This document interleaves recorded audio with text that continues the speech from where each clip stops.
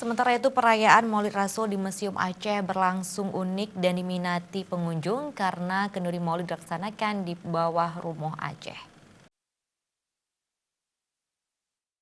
Selain membuka pameran sejarah Islam, Museum Aceh juga menggelar perayaan Maulid Rasul. Perayaan Maulid berlangsung menarik dan berkesan karena kenduri Maulid dilaksanakan di bawah Rumoh Aceh. Pengunjung Museum Aceh juga dapat mencicipi berbagai hidangan kenduri Maulid yang menyajikan bukulah atau nasi khas yang dibungkus dengan daun pisang dengan berbagai menu masakan khas Aceh. Museum mungkin ini sudah keempat atau lima kali, tapi untuk kegiatan Maulid baru pertama kali ini saya pergi ke museum. Jadi saya terkejut, ya terus terang terkejut karena nuansa Acehnya itu dapat.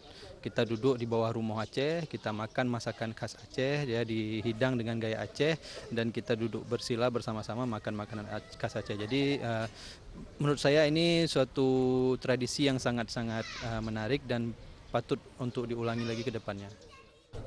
Makan bersama atau kenduri di bawah Rumoh Aceh ini memberikan kesan tersendiri bagi masyarakat yang teringat pernah merasakan tinggal di Rumoh Aceh pada masa kecil.